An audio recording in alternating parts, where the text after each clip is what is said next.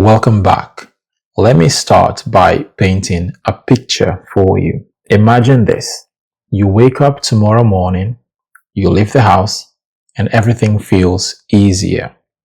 People speak to you in English, and instead of freezing or translating in your head, you already know what's coming. You know the questions and you know how to respond. And you respond calmly, naturally, without panic.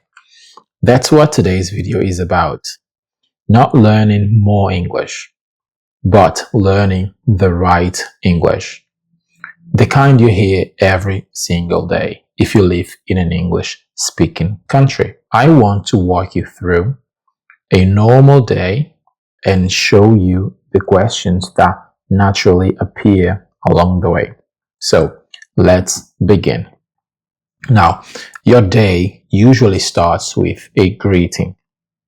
Maybe you see a colleague, a neighbor, or a friend. Instead of using the textbook, "How are you?"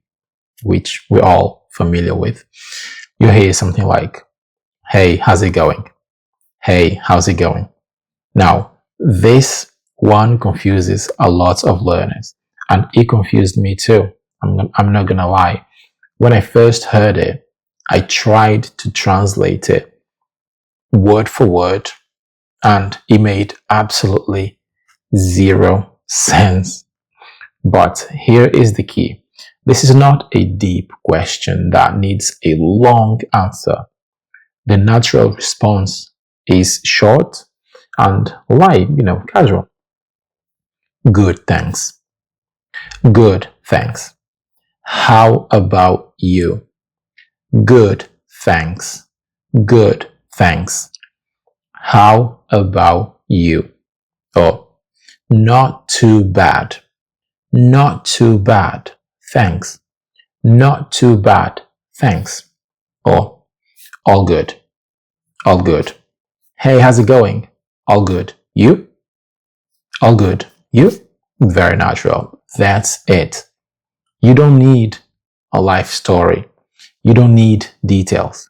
English speakers use this as a social handshake, not an interview. You'll hear similar versions too. For example, how are you doing? How are you doing? Or how you doing? How you doing? You'll hear, how are things?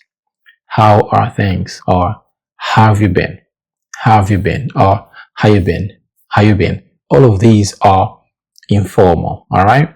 And if you're in the UK, like I am, very often you'll hear, "You alright? You alright?" Yeah, you alright? It's not a concern. They're not asking if you are okay, like you've been involved in an incident or something like that. They're just asking, it's just a greeting. Okay, you alright? Not a concern. It's a greeting. Right. So a little later, the conversation continues. Someone asks, "What do you do?" What do you do? This doesn't mean right now, what you're doing right now. Okay? They're asking about your work. And again, simple answers sound the most natural. I work as a software developer. I'm a student at the moment. I work in retail. I'm a pilot. I'm an accountant. Right? Just say what you are. Again, you don't need your full CV here, just the basics. Okay? You might also hear, "What do you do for a living?" and "What do you do for work?" These are two other ways that people ask the same question. Okay? What do you do for a living and what do you do for work when you want to know what someone does for a living?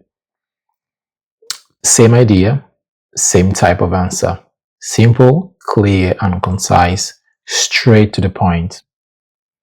Then comes another classic. Where are you from? Where are you from? This is a friendly small talk, okay? Nothing more. When you're meeting someone for the first time, you want to know where they're from. If you sense that they're from another country or a different, I don't know, city or state, you can ask, where you're from? Okay. I'm from England. I'm from England. I'm from Spain. I'm from France. Okay.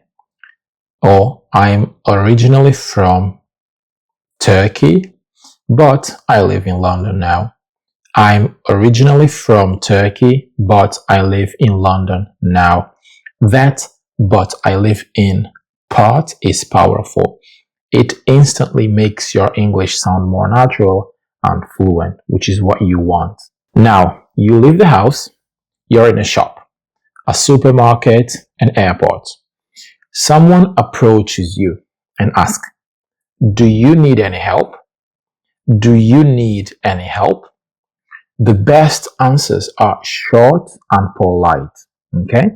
Whenever someone approaches you to offer help, be polite and concise and short. Don't rumble. Okay? You can say, "I'm just looking. Thank you. I'm just looking. I'm just browsing." Okay? I'm just browsing. Thank you. Always say thank you whenever someone offers to help you. Okay? Or you can also say, "Yes, I'm looking for," and then you tell them what you're looking for. For example, if you are in a supermarket, you can say, "Yes, I'm looking for milk. Yes, I'm looking for butter." Okay, whatever it is that you are looking for. Again, you don't need to over explain. Direct and simple answers shows confidence. Okay, shows confidence. All right. Now, you might also need to ask for the price of things if you are at a supermarket, right? In a shop or in a store. How much is this? Or how much is it? Okay? Or how much does this cost? How much does this cost? This is survival English. You should feel completely comfortable saying this, okay? And if you come to England, you have to know how to ask for the price of things if you intend to buy things. Okay? Now, at some point, you will also hear, "What time is it? What time is it?" This is, again, very basic stuff here. And it's important that you learn to answer this question naturally. Okay? For example, it's 3:15, or it's 7:30, or it's 10 to 5. These are natural ways to answer when someone asks for the time. Okay? Let's move on. Here is something very important. Even fluent speakers don't hear everything correctly. So they will need you or the other person or other people to repeat what they've just said. So you'll hear, for example, "What do you mean? What do you mean?" If someone says something to you and you're not sure what they mean by what they said, you can ask, "What do you mean?" or "What do you mean by that? What do you mean by that?" All right? This question gives you control and shows the other person that you are paying attention to what they're saying and you're not sure about the meaning of what they've just said. And you want to know and you want them to clarify. Okay? This is very important. And the answer almost always starts with, "I mean, da da da da da." Okay? Then you clarify in a simpler manner. Okay? Now, this "I mean, da da da da da da" structure is gold. You'll use it for the rest of your life whenever you are talking, you are interacting, you are communicating with English speakers. Now, another one. Now, when you are talking to someone and they say something that you didn't catch, that you didn't understand, not the meaning, but because you didn't hear everything that they've said and you want them to repeat themselves, you can ask, "Can you say that again?" You want them to repeat because for whatever reason you didn't understand or you didn't hear them clearly and you want them to say that again. Okay? So, "Can you say that again?" This is completely normal. You're not being rude. You're not annoying anyone. You just want the person to repeat what they've just said. Normal, natural. Okay? Another way to say the same thing is, can you repeat that? Can you repeat that? Sorry, I didn't catch that. Sorry, I didn't catch that. You can also say, come again. Come again. All right. So these are some of the common ways, some of the most common ways to ask someone to repeat what they've just said. English speakers repeat themselves all the time. I think this happens in every language, really. Now, later in the day, someone greets you. Hey, Bruno, what's up? Hey, Bruno, what's up? Again, this is not a deep question. Keep it short and simple. A typical answer is, not much. You? Not much. You? Okay? Or, all good. All good. Yourself? All good. Yourself? Then, what are you up to? What are you up to? This is a very informal way to ask someone about what they're doing, about their plans and stuff like that. Okay? Yeah. So a common answer will depend on whatever it is that you have planned. You can say, for example, I'm just relaxing at home.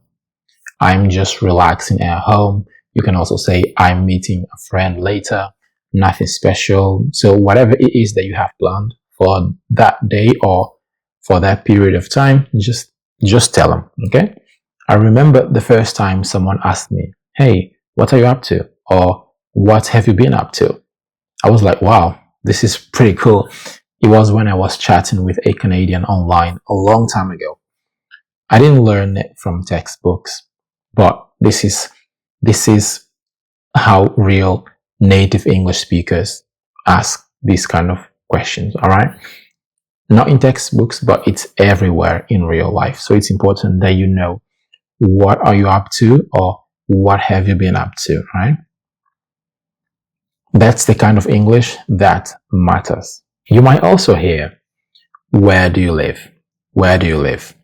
You don't need your address. You can just say, for example, I live in New York, or I live in Manchester. I live near the city center. Okay? Keep it short. You'll be safe and sound natural. Okay? Then maybe, do you need any hobbies? This is very common when you meet someone new. When you meet someone for the first time, you are getting to know them and you ask this kind of questions, all right? Do you need any hobbies? Do you have any hobbies? Or what do you do for fun? Or what do you do in your free time? These are three ways to ask the same thing. Do you have any hobbies? What do you do for fun? And what do you do in your free time? Okay? You can answer by saying, I enjoy reading, if you enjoy reading. I like working out, if you like working out. I'm getting into cooking recently, if you are getting into cooking, right? That phrase, I'm getting into, sounds very natural and fluent. Trust me on this one. Now, Monday rolls around, and every Monday morning, almost everyone asks, what did you do at the weekend? What did you do at the weekend? You don't need a full story of what it is that you did at the weekend, okay? You can say something simple like, I spent time with my family. I spent time with my family. I watched a movie, or I went out to dinner with some friends, or I just rested, okay? Many learners think that longer answers sound more fluent, but they do not. Trust me on this. Clarity beats complexity all day, every day. Let's move on. You'll often hear, what do you think? What do you think? This is your invitation to speak. You can answer by saying, I think da da da da da. I think followed by your opinion. Again, simple, natural, and powerful. You might also hear something like, or you might also hear and you might need to say, can you help me? If you need help at an airport, supermarket, wherever you are, you might need to ask people. You might need to ask people for help. So, can you help me? And then the person might answer by saying, sure, how can I help you? And then you proceed to tell them what it is that you need help with. Okay? Where are you going? Where are you going? This is a very common question in English as well. A variation of that is where you going? Hey, where you going? Okay, but where are you going is fine. You can answer by saying, I'm heading to work if you're heading to work. I'm going to the gym if you're going to the gym. In American English, no, in British English, and I think in American English as well, it's common to ask it's common to say, oh, I'm off to the gym. If you're at home and you're leaving the house, you might say, I'm off to the gym. I'm off to the shops. Okay, very common in England, especially. Yeah, and then we also have what's your name when someone wants to know your name. Now, I want you to notice something very important. None of these questions are advanced. None of these questions are complicated, but they appear every single day. If you live in an English-speaking country or when you meet people online, these are the type of questions that will pop up. I mean, guaranteed. So it's important that you know how to answer them, how to ask them, and also know how to answer them. Okay, that's why this video is important, especially if you are just starting out. And once you recognize them, conversations will feel less random. Okay, you will know exactly what's coming and you will know exactly how to reply when these questions are asked. Okay, they become predictable. That's how confidence grows. Fluency is not built through shortcuts. It's built through exposure, repetition, and time. Rome wasn't built in a day, so don't expect to get fluent in English in 3 months, 6 months, or even a year. Fluency takes a long time in practice, okay? That's how you get fluent. That's how I got fluent. That's how most people get fluent. Even native speakers. It takes them years. It takes them years to get fluent. Okay, years of exposure, of practice. And if you want more videos like this, like real English, real situations, explained calmly in a relaxed environment like this, let me know. I can go deeper into daily conversations, work English, travel English. Just let me know in the comments and check out some other videos. I'll see you in the next one. Peace.